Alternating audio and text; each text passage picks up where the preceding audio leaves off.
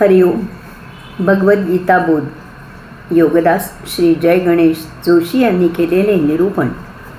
अध्याय 11. विश्वरूप दर्शन योग. ओम श्री परमात्मने नमः. अथ एकादशोऽध्यायः. जय योगेश्वर. परम आत्म्याला नमस्कार. अध्याय 11. श्लोक क्रमांक 26.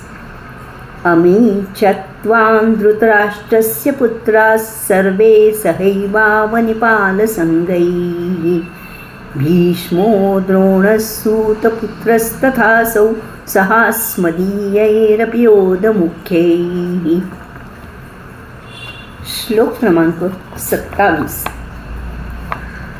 वक्त्राणि ते त्वरमाणा विशन्ति दंष्ट्राकरालानि भयानकानि चिकेचिद्विलग्ना दशनान्तरेषु सन्दृश्यन्ते चूर्णितैरुत्तमाङ्गैः. धृतराष्ट्राच्या सर्व पुत्रांसह तेथील सर्व राजांचे समुदाय, भीष्म, द्रोण, कर्ण तसेच आमच्याही पक्षातील प्रमुख अशा योद्ध्यांसह सर्व योद्धे 11 दाढा असलेल्या आपल्या महाभयावह अशा मुखामध्ये पटापट प्रवेश करत आहेत.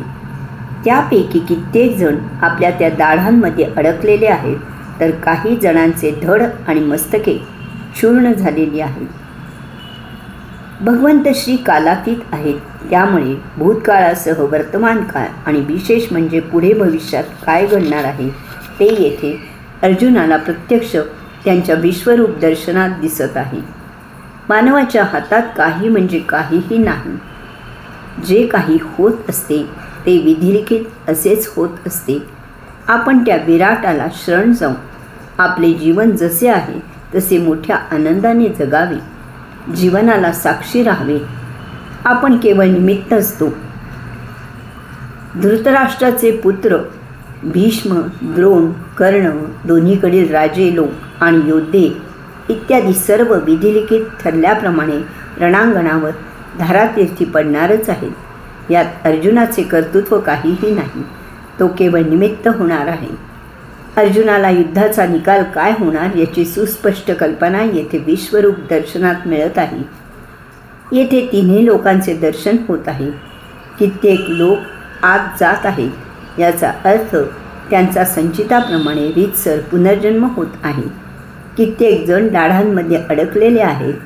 हे लोक पुनर्जन्म होण्यासाठी योग्य योनी मिळेपर्यंत लटकलेले आहेत. कित्येक जणांचे धड आणि मस्तक विदीर्ण झाले आहे. हे लोक नरकयातना भोगत आहेत. हरिओम.